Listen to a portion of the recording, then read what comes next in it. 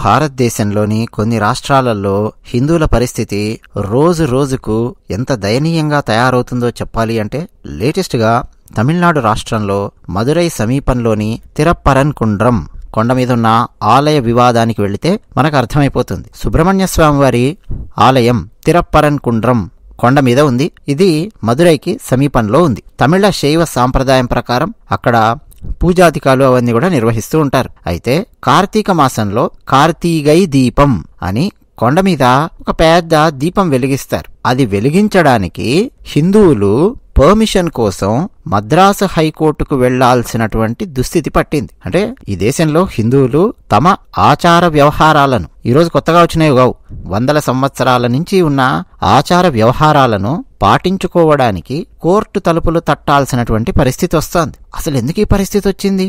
ఎందుకు అక్కడ వెలిగించనివ్వట్లేదు? ఎవరు వెలిగించనివ్వట్లేదు అంటే తమిళనాడు ప్రభుత్వం మోకాలడ్డు పెడుతోంది. మీరు ఆ కొండ మీద కార్తీగై దీపం వెలిగించడానికి వీల్లేదు. ఎందుకో తెలుసా? అక్కడ మా మైనారిటీలు, అదే మాకు బాగా ఓట్లు గుద్దే మా మైనారిటీ ముస్లింల దర్గా ఒకటి ఉంది. దాన్ని సికందర్ దర్గా అని చెప్పి పిలుస్తారు.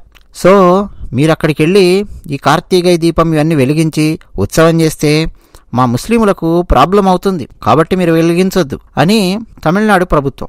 ఇక ఆ సికందర్ దర్గాను నిర్వహించేవాళ్ళు అక్కడ ఉన్నటువంటి ముస్లింస్ వాళ్ళేం వాదిస్తున్నారో తెలుసా? అసలు ఈ కొండ సుబ్రహ్మణ్య స్వామిది కాదు, అదే మురుగంది కాదు, ఈ కొండ తిరప్పరన్కుండ్రం ఇది మాది, మా సికందర్ దర్గాది, అసలు మీకు ఇక్కడేం పని, నడవండి అని ఆ సికందర్ దర్గా వాళ్ళు అంటున్నారు హిందువులను. ఇక్కడ మరోటి ఉందండోయ్, ఈ స్టాలిన్ ప్రభుత్వంలోని కొంతమంది మంత్రులు ఇంకా ఏం మాట్లాడుతున్నారో తెలుసా? ఆ కొండ సుబ్రహ్మణ్య స్వామి వారికి సంబంధించింది అయితే కావచ్చు, ఒకవేళ హిందువులు అని చెప్పి వాదిస్తున్నారే మీరు, కానీ ఇది హిందూ పండుగ కాదు.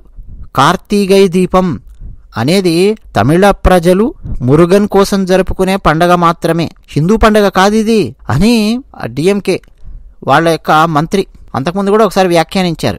రేగుపతి అని పేరు. దాదాపు 10 years క్రితము ఆ మంత్రి మాట్లాడింది కూడా నాకు గుర్తుందండి. ఇక ఆ సికందర్ దర్గా అనేది ఏర్పాటు చేసి అక్కడ కోళ్లు మేకలు బలివ్వడాలు ఈ కార్యక్రమాలు చేసుకుంటూ రావడాలు, మరో పక్కనేమో అదే కొండ మీద సుబ్రహ్మణ్య స్వామి వారి దేవాలయము, ఆ దేవాలయానికి వెళ్లే దారి లోపల ఆ దర్గా దగ్గరనే కనిపిస్తూ ఉంటుంది. ఒరే ఇక్కడ కోళ్లు మేకలు అని బలియకండ్రా బాబు, ఇక్కడ సుబ్రహ్మణ్య స్వామి వారి దేవాలయం ఉంది అని చెప్పి అంటే వినరు. ఎందుకని? అక్కడికి భక్తులు ఎవరు రాకుండా చేసి, ఎందుకంటే మాంసము ఇవన్నీ చూస్తే ఇప్పుడు హిందువులు పవిత్రంగా దేవాలయానికి వెళ్ళేటప్పుడు ఆ కైండ్ ఆఫ్ వాతావరణం ఉందనుకోండి, అక్కడ ఏం చేస్తారు భక్తులు? అక్కడి నుంచి ముక్కు మూసుకొని వెళ్ళిపోతారు, దేవాలయానికి వెళ్ళారు. అంతెందుకు, నేను మీకు మన భారతదేశం పైన ఉన్న ఎర్రచొక్క దేశంలో ఏమేం తింటారు అని ఒక వీడియో పెట్టాను. మీలో ఎంతమంది పూర్తిగా చూసింటారు ఆ వీడియో? చాలా మంది చూడరు ఆ వీడియో, పూర్తిగా చూడలేరు.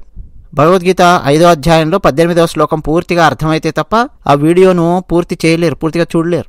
కరెక్ట్గా అండి దీన్ని, అంటే ఈ హిందువులు దేవాలయానికి వెళ్ళేటప్పుడు ఆ ప్రాంతంలో గనక మాంసాదులు ఇవన్నీ గనక పెడితే అక్కడ వేరే మతానికి చెందినటువంటి పూజాధికాలు అనాలి ఏమనాలి దాన్ని, వాళ్ళకి సంబంధించినవేవో వాళ్ళు చేసుకుంటూ ఉంటే అక్కడికి వెళ్ళారు కదా, క్రమక్రమంగా దేవాలయానికి వెళ్ళే భక్తుల సంఖ్య తగ్గుతుంది. అసలు ఆ దేవాలయాన్ని పట్టించుకోని పరిస్థితి వస్తుంది. ఆల్రెడీ కొండ మాదే అని చెప్పి వాదిస్తున్నారు కాబట్టి ముస్లిమ్స్, ఇక ఎవరు రాకపోతే చాలా ఈజీగా వాళ్ళకి కావాల్సిన జెండాలు ఇష్టం వచ్చినట్టు కొండంతా పాతుకోవచ్చు, కొండ మొత్తం ఆక్రమించుకోవచ్చు. ప్రభుత్వమే సహకరిస్తుంది కదా. అయితే హిందువులు తమిళనాడులో ఏం నిద్రపోవట్లా, మంచి స్ట్రాంగ్ గానే తయారయ్యారు. హైకోర్టుకు వెళ్ళి అడిగారు, ఏందయ్యా ఇది, ఏంటి గోల, కొండ మీద దీపం వెలిగించుకుంటాము అని చెప్పంటే దీపం వెలిగించుకొనివ్వట్లేదు అని మద్రాస్ హైకోర్టును హిందువులు ఆశ్రయిస్తే మద్రాస్ హైకోర్టు తీర్పిచ్చింది. ఇది కొన్ని వందల సంవత్సరాల నుంచి వస్తున్నటువంటిది, సో దీన్ని నో అని చెప్పకూడదు. పిటిషనర్ ఎవరైతే ఉన్నారో హిందువుల తరపున వాళ్ళు ప్లస్ వారితో పాటు మరో 10 మంది వెళ్ళి అక్కడ దీపం వెలిగించుకోండి, కార్తీకై దీపం వెలిగించుకోండి, మీకు ఏ సమస్య లేదు అని మద్రాస్ హైకోర్టు తీర్పిచ్చింది. మద్రాస్ హైకోర్టు తీర్పిస్తే చాలా హ్యాపీగా ఫీల్ అవ్వాలి కదా, ఫుల్ ఎంజాయ్ చేయాలి కదా.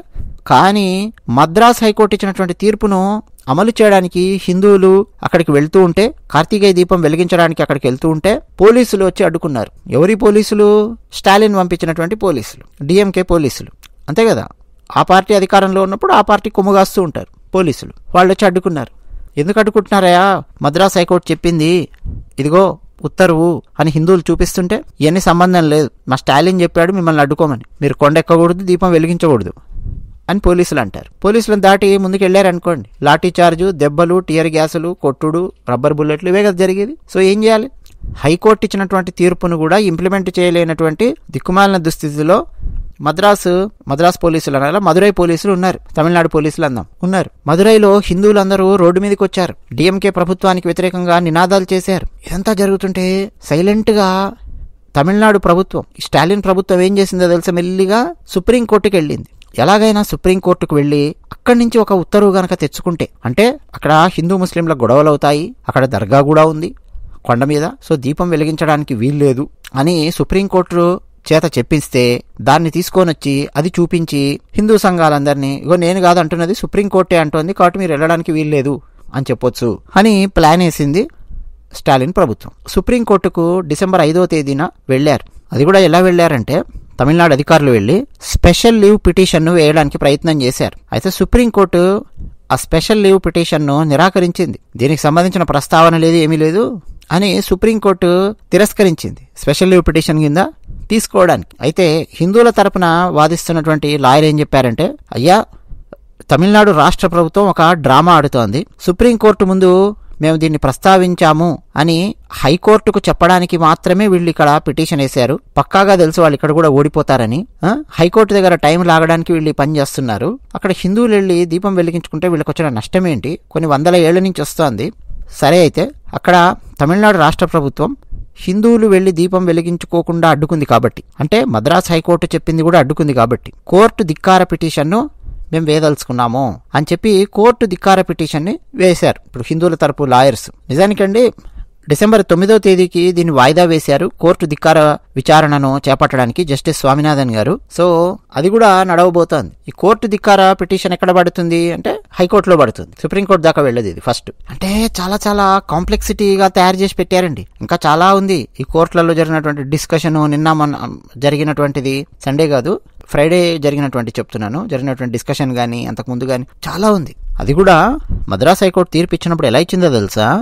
జస్టిస్ జిఆర్ స్వామినాథన్ గారు ఇచ్చారు తీర్పు. ఏమనంటే, ఎవరైతే పిటిషన్ వేశారో హిందూ వారితో పాటు 10 మందికి తోడుగా సిఐఎస్ఎఫ్ భద్రత ఉండాలి, స్తంభం దాకా వెళ్లి అక్కడ ఆ దీపం వెలిగించడానికి మేము అనుమతిస్తూ ఉన్నాము అని చెప్పి అనుమతి ఇచ్చారు. అంటే సిఐఎస్ఎఫ్ వాళ్ళని కూడా తీసుకెళ్ళండి అని కూడా మద్రాస్ హైకోర్టు చెప్పింది. చెప్పినా సరే ఆ సెక్యూరిటీని కూడా ఎవరు ఇవ్వాలి? రాష్ట్ర ప్రభుత్వం ఇవ్వాలి కదా, రాష్ట్ర ప్రభుత్వం ఇవ్వట్లా.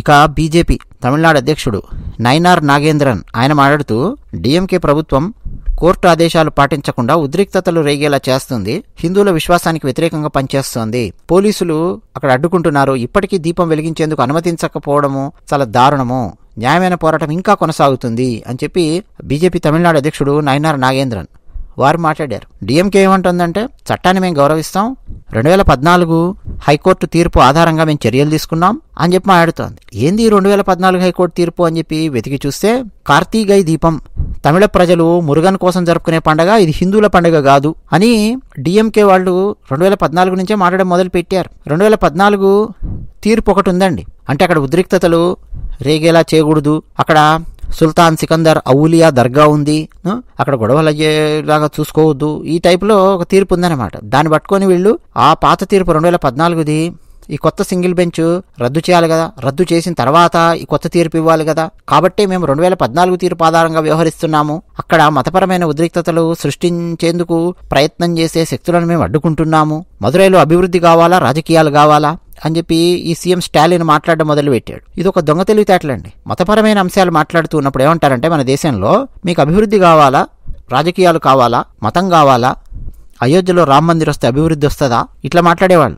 అర్బన్ నక్సల్స్ నాటినటువంటి విషబీజాలతో తయారైనటువంటి చాలా మంది హిందువులలో కూడా చాలా మంది అదే మాట్లాడేవాళ్ళు. నేను అంతకుముందు కూడా 6-7 సంవత్సరాల క్రితం కూడా చెప్పాను మా ఛానల్లో. 10 మంది హిందువులను అయోధ్యలో రామ మందిర్ కట్టాలా, మసీదు కట్టాలా అని చెప్పి అడిగితే అందులో ఒకరిద్దరు మాత్రం రామ మందిర్ అంటారు, మిగతా వాళ్ళు రకరకాల దొంగ సలహాలు తెలివితేటలు చూపిస్తారు. అక్కడ ఇవన్నీ కాదండి, ఒక స్కూల్ కడితే బాగుంటుంది, అక్కడ ఒక హాస్పిటల్ కడితే బాగుంటుంది, ప్రజలకు ఉపయోగపడేది చేస్తే బాగుంటుంది, ఇలాంటి 5వ తరగతి పిల్లబచ్చా బ్రెయిన్తో మాట్లాడతారు. కొంతమంది ఏమో మాకేం తెలియదు అంటారు. ఇలా ఉండేది పరిస్థితి. మోదీ గారు వచ్చిన తర్వాత క్రమక్రమంగా మార్పు అనేది మనకు కనిపిస్తోంది. బట్ స్టిల్ ఇంకా ఈ అర్బన్ నక్సల్స్ నాటినటువంటి విషబీజాలు పనిచేస్తున్నాయి. అభివృద్ధి కావాలి, మతపరమైనటువంటి వారసత్వాన్ని మనం కాపాడుకోవాలి. యోగి ఆదిత్యనాథ్ గారు ఉత్తరప్రదేశ్లో అదే కదా చేస్తోంది. అయోధ్యలో దీపాలు వెలిగిస్తున్నారు, డెవలప్మెంట్ చేస్తున్నారు, సెక్యూరిటీ చూసుకుంటున్నారు, పాత దేవాలయాలు పునరుద్ధరిస్తున్నారు. అదే పని తమిళనాడులో జరగాలి కదా. తమిళనాడు అంటేనే ల్యాండ్ ఆఫ్ టెంపుల్స్ అంటారండి. మీరు ల్యాండ్ ఆఫ్ టెంపుల్స్ అని చెప్పి గూగుల్లో కొట్టండి, తమిళనాడు పేరు వస్తుంది రాష్ట్రం. అక్కడ ఇది దుస్థితి. కొండ మీద మురుగన్ దేవాలయం ఉందండి. దీన్ని భక్తులు మురుగన్కున్న 6 పీఠాలలో 6 దేవాలయాలలో ఒకటిగా భావిస్తారు. అలాగే కేవలం కొన్ని మీటర్ల దూరంలోనే సుల్తాన్ సికందర్ ఔలియా దర్గా ఉంది. మన భారతదేశంలో చాలా చోట్ల ఇదే పరిస్థితి. మన దక్షిణ భారతంలో అయితే ఎప్పుడైతే ప్రతాపరుద్రుడు కాకతీయ చక్రవర్తి ఆయన కుప్పకూలిపోయాడో ఆ తర్వాత మీరు చూస్తే దక్షిణ భారతంలో చాలా చోట్ల దేవాలయాలు కూలగొట్టి అక్కడ మసీదులు నిర్మించడము, దర్గాలు నిర్మించడము. కొన్ని చోట్ల దేవాలయాలు కూలగొట్టే ప్రయత్నం చేస్తే అవి సక్సెస్ కాకపోతే దానికి దగ్గరలో ఏదైనా మసీదు కానీ దర్గా కానీ నిర్మించే ప్రయత్నం చేయడము కూలగొట్టకుండా. ఇవన్నీ మన భారతదేశంలోని దక్షిణ ప్రాంతంలో కాకతీయ చక్రవర్తి ప్రతాపరుద్రుడు పడిపోయిన తర్వాత మొదలయ్యింది. ఆయన ఉన్నంత వరకు ఏం జరగల. ఆయన ఉన్న టైంలో కూడా విప్లవాలు అది ఇది రేగొట్టినటువంటి వాళ్ళు ఉన్నారు ఆయన రాజ్యంలో. సేమ్ ఇప్పుడు నక్సలైట్లు ఎలాగైతే భారత ప్రభుత్వం మీద యుద్ధం చేస్తూ ఉన్నారో అదే టైపులో ఆయన మీద యుద్ధాలు చేసినటువంటి వాళ్ళు కూడా ఉన్నారు కొంతమంది. అంటే గందరగోళంగా తయారు చేసి పెట్టారండి. హిందువులు మెజారిటీగా ఉన్నటువంటి భారతదేశంలో హిందువులు కొండ మీదకి వెళ్లి సుబ్రహ్మణ్య స్వామి వారికి కార్తీక మాసంలో ఒక దీపం వెలిగించుకోవాలి అంటే కోర్టును అడుక్కోవాల్సినటువంటి దుస్థితి పట్టింది. అది ఈ రోజు కొత్తగా తయారైనటువంటి ఆచారమా కాదు, కొన్ని వందల సంవత్సరాల నుంచి వస్తున్నటువంటి ఆచారం. దాన్ని వాళ్ళు పాటించడానికి కోర్టు అనుమతి ఇవ్వాల్సినటువంటి పరిస్థితి వస్తోంది. ఎవరైనా స్వామీజీలు గాని పీఠాలు గాని ఎవరైనా గట్టిగా మాట్లాడారనుకోండి, వాళ్ళని అరెస్ట్ చేయించే ప్రయత్నం చేస్తారు. ఒకవేళ వాళ్ళని అరెస్ట్ చేయిస్తే వీళ్ళకి బ్యాక్ ఫైర్ అవుతుందని చెప్పి తెలిస్తే వీళ్ళకున్న మీడియా ఛానల్స్ లో ఆ స్వామీజీల మీద విషం కక్కే ప్రయత్నం చేయిస్తారు. సెలబ్రిటీలను, వీళ్ళ మంత్రులను వీళ్ళందరినీ రంగంలోకి దింపి ఆ స్వామీజీల మీద, ఆ పీఠాల మీద రకరకాలుగా విషం కక్కే ప్రయత్నం చేయిస్తారు. ఆ విషం కక్కడంలో నిఖార్సైనటువంటి హిందువులు కూడా పాలు పంచుకుంటూ ఉంటారు. ఎందుకంటే హిందువులలో కూడా ఈ శాఖ భేదాలు, జాతి భేదాలు, కుల భేదాలు, బీసీ, ఎస్సీ, ఎస్టీ, ప్రాంతీయ భేదాలు ఇవన్నీ రేగొట్టి పెట్టారు కదా. కాబట్టి హిందువులను ఎక్కడికక్కడ డివైడ్ చూసుకుంటూ వెళ్ళిపోతుంటారు. మీరు ముస్లింలు చూడండి, వాళ్ళు ఏ ప్రాంతంలోనైనా ఉండని, భారతదేశంలో ఏ రాష్ట్రంలోనైనా ఉండని, బ్రదర్హుడ్ అన్న పేరు మీద వాళ్ళందరూ ఒక్కటే అన్న కోణంలో ఉంటారు. ఆఖరకు ఎక్కడో పాలస్తీనా వాడికి ఇజ్రాయెల్ వాడికి గొడవ అవుతుంటే పాలస్తీనా వాడికి సపోర్టుగా మన భారతదేశంలో ఉన్నటువంటి ముస్లిమ్స్ రోడ్డు మీదకి వచ్చి, ఎక్కడ హైదరాబాద్లో కూడా రోడ్డు మీదకి వచ్చి నినాదాలు చేస్తారు. ఎందుకంటే బ్రదర్హుడ్ అన్న పేరు మీద. ఇది తెలుసు రాజకీయ పార్టీలకు. వీళ్ళందరూ ఫుల్గా మాకు గంపగుత్తగా ఓట్లేస్తారు అన్న విషయం తెలుసు రాజకీయ నాయకులకు. మళ్ళీ బీసీలలో ABCD విడగొట్టారు చూడొచ్చు మీరు. మళ్ళీ ఎస్సీలలో మాదిగా అది ఎలా రగులుతూ వచ్చిందో మనకు తెలుసు. మళ్ళీ మాదిగా దాంట్లో వర్గీకరణ చేయాలి అన్నటువంటిది ఒకటి వచ్చింది. ఇవన్నీ పోరాటాలు, ఇవన్నీ బాగానే ఉన్నాయి. కానీ ఇదేం జరుగుతుందో తెలుసా, ఒక కోణంలో చూస్తే, టాప్ యాంగిల్లో చూస్తే హిందువులను ముక్కలుగా ఎక్కడికక్కడ విడగొట్టేసేసి రాజకీయ పరంగా కావచ్చు, భావోద్వేగాల పరంగా కావచ్చు, ఎక్కడికక్కడ విడగొట్టి చూడడం అనేది అలవాటు అయిపోయింది రాజకీయ నాయకులకు. వచ్చే సంవత్సరం ఎలక్షన్స్ ఉన్నాయండి తమిళనాడులో. ఈ తమిళనాడులో ఎన్నికల ముందు అగ్గి రాజేస్తోంది ఈ కార్తీక దీపం ఇష్యూ అన్నది. సుబ్రహ్మణ్య స్వామి వారి ఆలయం దగ్గరలో దర్గా ఉండడం ఏంటండి? ఫస్ట్ నుంచి లాస్ట్ దాకా ఇప్పటిదాకా విన్నారు కదా మీరు. చివరి దాకా విన్న వాళ్ళ కోసం ఇంకొక అదనంగా పాయింట్ చెప్పి ముగిస్తాను. అసలు ఆ సికందర్ దర్గా అని చెప్పింది కదా, ఆ సికందర్ అనే వ్యక్తి ఉన్నాడు కదా సుల్తాను, ఒకప్పుడు మదురైని రూల్ చేశారు వాళ్ళు. మదురై కింద అమ్మవారి దేవాలయంలో కూడా గోమాంసం వండించారు, గోవులను సంహరించారు, చాలా చాలా దారుణాలు చేశారు. హిందూ స్త్రీలను పట్టుకొచ్చి అఘాయిత్యాలు చేశారు. ఆ చుట్టుపక్కల చాలా జరిగింది. వీర కంపరాయణ చరితం అని ఒక గ్రంథం ఉంటుంది సంస్కృతంలో. 2-3 సందర్భాలలో నేను ప్రస్తావించాను కూడా. గంగాదేవి వారు రాశారండి 14వ శతాబ్దంలో. దాని మధురా విజయము అని కూడా పిలుస్తారు. సంస్కృత కావ్య రూపంలో ఉంటుంది గ్రంథం. చాలా అద్భుతంగా ఉంటుంది. ఆ విజయనగర సామ్రాజ్యం ఏర్పడిన తర్వాత ఆ కొత్తల్లో కుమార కంపన ఆమె భర్త, ఆయన తిరిగి శ్రీరంగం దేవాలయాన్ని వెనక్కి రావడానికి, తిరిగి మదురై దేవాలయాన్ని వెనక్కి తీసుకురావడానికి, తిరిగి ఆ చుట్టుపక్కల దేవాలయాలు వెనక్కి తీసుకొని మళ్ళా హిందూ సామ్రాజ్యాన్ని ఏర్పాటు చేయడానికి ఆయన చేసినటువంటి కృషి అద్భుతంగా అందులో వర్ణించబడి ఉంది. ఈ సికందర్ దర్గా అని చెప్పింది. ఆ సికందర్ అనేటటువంటి వ్యక్తిని చీల్చి చెండాడి నరికి పారేశాడు విజయనగర సామ్రాజ్య ప్రిన్స్ కుమార కంపన. ఎక్కడైనా కుమార కంపన గురించి మనం చరిత్రలో చదువుకున్నామా? తమిళనాడులో చదువుకొని ఉంటారా? ఇంపాసిబుల్. మనం చదువుకున్నామా?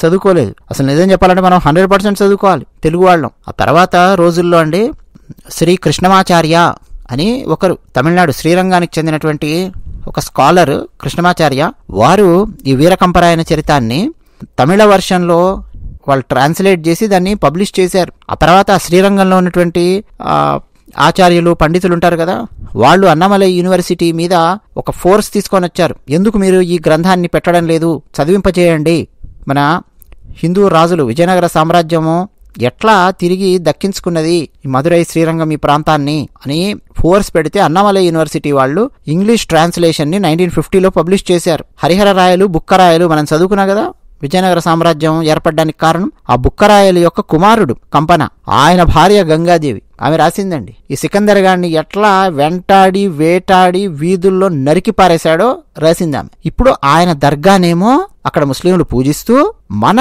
సుబ్రహ్మణ్య స్వామి వారి దేవాలయం దగ్గరికి వెళ్లి హిందువులు కార్తీకై దీపాన్ని వెలిగించకుండా అడ్డుకుంటున్నారండి. మరి వీటన్నిటికీ కారణం మన భారతదేశానికి స్వాతంత్రం వచ్చిన తర్వాత నెహ్రూ అనకపోతే ఇంకెవరంటారండి? ప్రధానికి మీరు నెహ్రూ పేరు తీసుకొస్తారండి అని చెప్పి చాలా మంది అనుకుంటూ ఉంటారు. యోగి గారు మాట్లాడేది అదే కదా. మరి 1947లో మనకు స్వాతంత్రం వచ్చాక మన వారసత్వాన్ని, మన దేవాలయాలను తిరిగి మనము దక్కించుకునే ప్రయత్నం చేయాలి, పునరుద్ధరించుకునే ప్రయత్నం చేయాలి. అవేవి జరగలేదు భారతదేశంలో. యోగి గారు అన్నారు కదా, నరేంద్ర మోదీ గారు అదే కదా అంటుంది, మనం అదే కదా అంటుంది. నిజమే కదా. 75 సంవత్సరాలలో ఎంత మార్పు వచ్చిండేదండి దేవాలయాలకు సంబంధించి నిజంగా కనుక పట్టించుకొని ఉంటే. కానీ నెహ్రూ ఏమో రష్యా నుంచి ఆ కమ్యూనిజం పేరు మీద సోషలిజాన్ని డంప్ చేసుకున్నాడు. ఇష్టం వచ్చినట్టు అర్బన్ నక్సల్స్ వీళ్ళందరూ పత్రికల నిండా అక్కడిక్కడ చేరి లోకల్లో భారతదేశంలో ఉండే రకరకాల సమస్యలను ఎక్స్ప్లాయిట్ చేస్తూ దానికి కారణం రాముడు, కృష్ణుడు, దేవాలయాలు, మతము ఇవన్నీ తేల్చి హిందూ మతానికి దూరంగా ప్రజలు జరిగే విధంగా చేయడము ఇదొకటి జరిగింది. మరోపక్క మత మార్పిళ్లు, రాజకీయ నాయకులేమో ముస్లిం మైనారిటీలో ఓట్లు పోతాయి అని చెప్పి వాళ్ళు, ఇది గోల మన దేశంలో. అది విషయం. ధన్యవాదాలు.